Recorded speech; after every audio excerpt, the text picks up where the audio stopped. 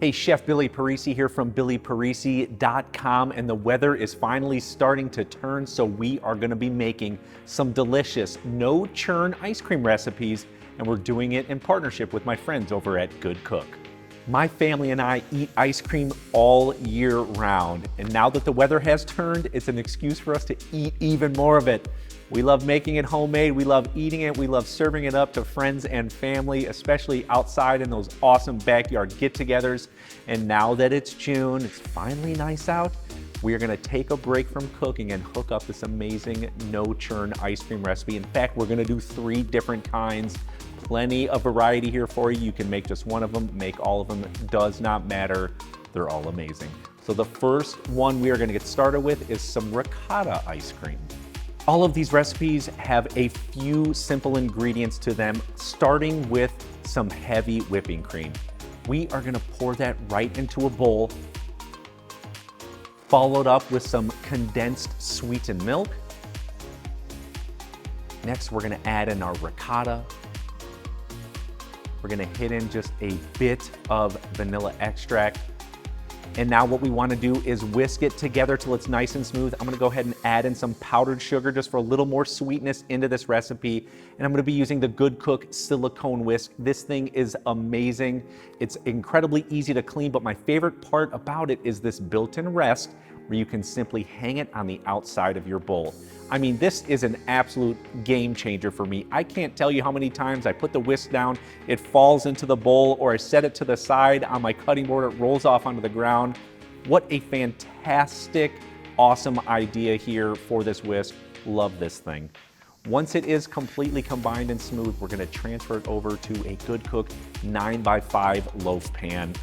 I know you're probably asking me, why would you use a loaf pan here? Well, the metal is great for conducting heat and cold, so will actually freeze quicker and hold that cold temperature longer when you take it out of the freezer. It's just the best way to freeze and serve up ice cream. So after you've poured it in there, it's going into the freezer for in between 5 and 6 hours. We just wanna make sure it's completely frozen.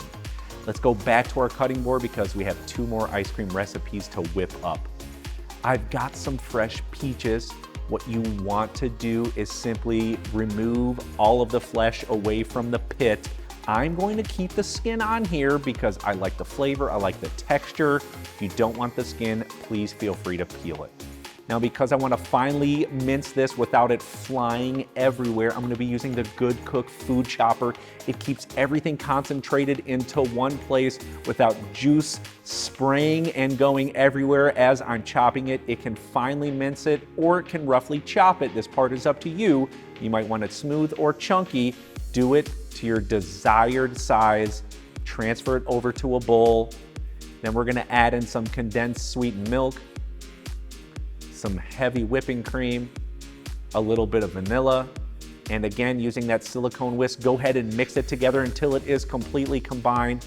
We're gonna transfer it over to a little bit smaller loaf pan this time, an 8x4, and we're simply gonna put it in the freezer again so it will be completely frozen in 5 to 6 hours. I've got one more recipe, and you may be thinking, why a 9x5 pan on the first one, an 8x4 in the second one? Really, it's just personal preference and however much of the ingredients you're gonna put in there. If you have a little bit more, the 9x5 pan is perfect. There's about a cup to a cup and a half difference between each one. So for the next recipe, we've got some blackberries. This food chopper is gonna come in amazing handy here because juice and everything is gonna wanna go everywhere. It's gonna keep it all concentrated to one area on our cutting board. Finally mince it up with the Good Cook food chopper. Transfer it back over to a bowl. We're gonna add in some heavy cream, some condensed sweetened milk, again, a little bit of vanilla. Start whisking it together. You're gonna see the most beautiful deep blue purplish color. It looks amazing. Go ahead and even taste a little bit right now. It's fantastic. Transfer it back over to that loaf pan. Going into the freezer, 5 to 6 hours again. When it's all frozen, we're gonna take it out and of course, try it out. Wow, do these look absolutely amazing. The colors on the blackberry and the peach, so bright, so vibrant. Tons of flavor in these, and of course, let's scoop some out and try it out. And the Good Cook Smart Scoop is absolutely the most amazing ice cream scooper around. It is non-stick and will go through the hardest ice creams, You know those ones that are way in the back of the freezer for like 2 years? Yeah, this will scoop it out with ease, and with its spring handles, it will release with ease, giving you that beautiful, picture-perfect scoop every single time. It's absolutely amazing and so easy, you guys. We're talking 3 to 4 ingredients per recipe. You can do this at home. You can be eating homemade ice cream tonight. Thanks so much to my friends over at Good Cook. I'm gonna get into this. We'll see you next time.